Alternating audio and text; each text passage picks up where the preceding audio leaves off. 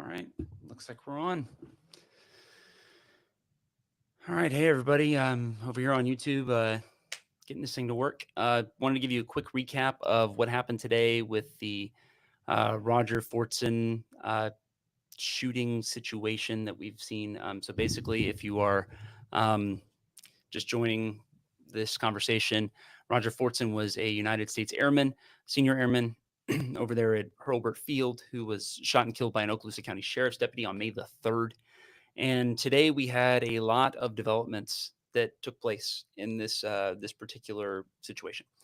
So the day started off with a press conference at 10:30 this morning with the family of Fortson, so his mother and other family members, as well as Ben Crump. Ben is a civil rights attorney out of Tallahassee, and they talked a little bit about Roger and the man that was shot and killed. Talked about how he loved his family, his kid or his little brother and little sister, and how he and his mom were very tight. Basically, helped raise each other is kind of the vibe that we got. um, Crump then talked about what this family wanted. They want an apology from the Okaloosa County Sheriff's Office for this shooting. So they talked about this at length for probably about an hour. Talked about the facts of the case, the fact that he was in his home and was shot, but we didn't have any video to kind of correspond with this yet. So the uh, the family, the attorneys, all at the end of this press conference said, "Hey, we're going to go to the Okaloosa County Sheriff's Office Administration Building in Shalimar. Give them. We're going to go see this body camera video all together, and then we are going to maybe release a statement later today." So they do that. I went up to Shalimar, kind of right behind them, because I didn't. It was 2 hour split between the next press conference, which had been announced by the Okaloosa County Sheriff's Office, and this one. So the family goes up there, and I happen to catch them on the back end as they're walking out. They they were distraught. I mean, they watched this happen. They were distraught. And one of the people that spoke, or one of the family members, I could hear her from. I mean, I was 300 feet away. I was at least a football field away from all of them.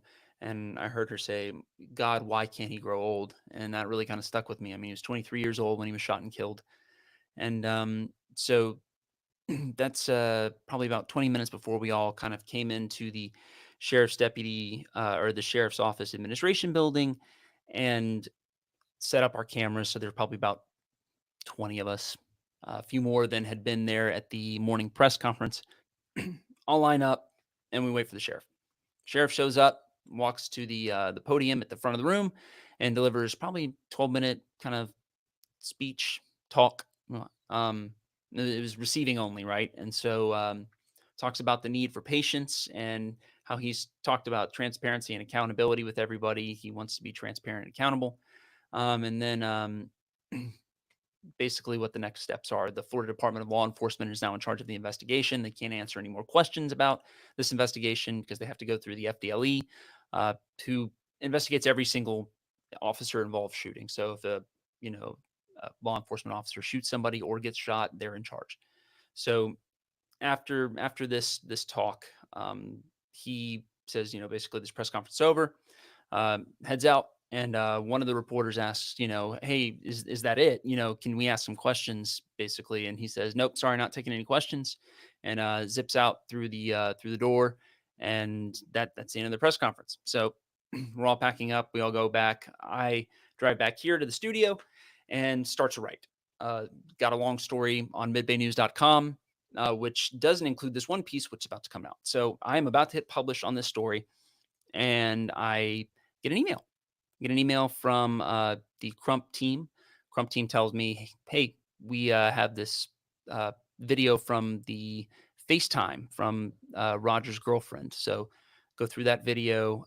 It's distressing to say the least, but I wouldn't personally recommend watching it. But you can hear, you can. It's just not good.